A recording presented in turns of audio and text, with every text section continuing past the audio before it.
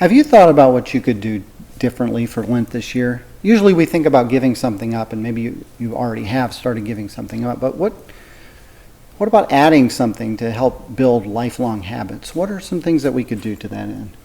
Well, let's focus on two changes involving sacraments, the Eucharist and reconciliation. How about going to daily Mass?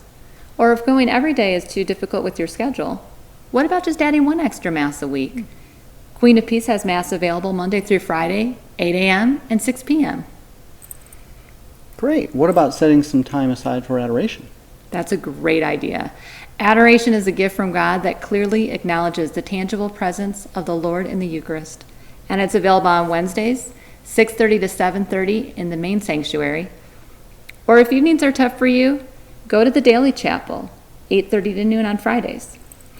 And you mentioned reconciliation. Aren't we required by the church to go to reconciliation once a year? Well, that's true, but you should go as often as possible.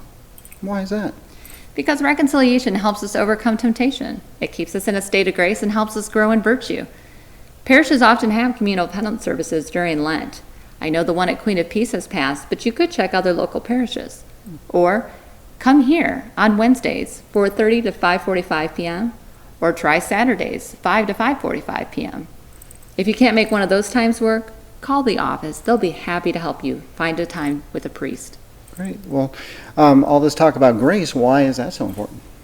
Well, in this modern age, it's us versus the modern world, full of its temptations, dangers of complacency, and the everyone is doing it mentality. We need to fill ourselves with as much grace as possible and teach our kids to do the same.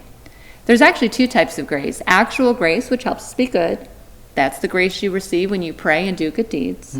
And sanctifying grace, which gives our souls a new life and helps make us holy. We get that through the sacraments. Grace keeps us going.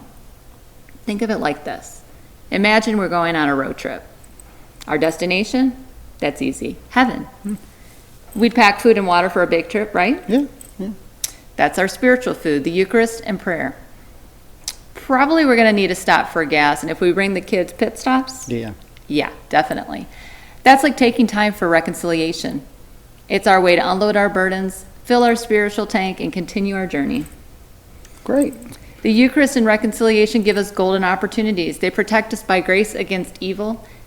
We encourage you to make a change. Add something new to your Lenten journey this year. So, gather your spiritual supplies, fill your spiritual tank, and let's have a great Lenten season. Thanks for joining us.